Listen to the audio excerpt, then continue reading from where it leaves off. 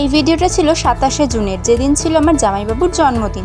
তো সন্ধেবেলা চটপট রেডি হয়ে তো চলে এসেছি বার্থডে প্লেসে। দেখো তো জায়গাটা চিনতে পারো কি না, চিনতে পারলে অবশ্যই কমেন্ট করে জানিও। কিন্তু বার্থডের জন্য কিন্তু ডেকোরেশনটা খুব সুন্দর করে দিয়েছিলেন ওনারা।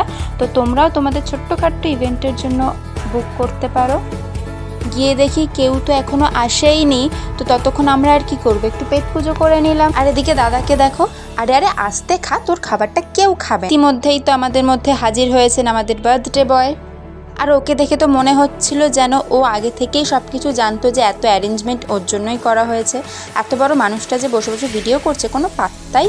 আর প্রত্যেকবারের মতো তো আমাদের একটু বেশি পাকামো, মানে বাড়ির বড়রা যেখানে উপস্থিত থাকবে না সেখানে তো এসব হবেই। তো যাই হোক, এরপর তো কেক কাটিং হলো। আমার এই জায়গাটা ভীষণই পছন্দের, তার কারণ হলো শুধু অ্যাম্বিয়েন্স বা খাবারের টেক্সচার ভালো হলেই তো হবে না, মানুষের ব্যবহার। আর এখানকার আন্টির ব্যবহার এতটাই ভালো যে তোমরা এখানে এলে মনেই হবে না অচেনা অজানা কোনো রেস্টুরেন্টে এসেছো।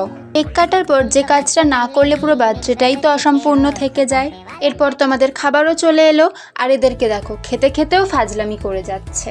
আচ্ছা, আমাদের কি কেউ দেখলে বলবে বলো তো যে আমরা রেস্টুরেন্টে এসেছি বার্থডে সেলিব্রেট করতে? আমাদের ভাগ্য ভালো যে এত কিছু করার পরেও আমাদের ওখান থেকে তাড়িয়ে দেয়নি। আচ্ছা, তোমরা কি কেউ রেস্টুরেন্টে গিয়ে এইভাবে মাংসের হাড় চিবিয়ে চিবিয়ে খাও? মুরগিটাও ভাবছে কার খপ্পরে পড়লাম রে বাবা। এরপর খাওয়া দাওয়া শেষে এখানে এখন ওষুধ বিক্রি করার কাজ চলছে।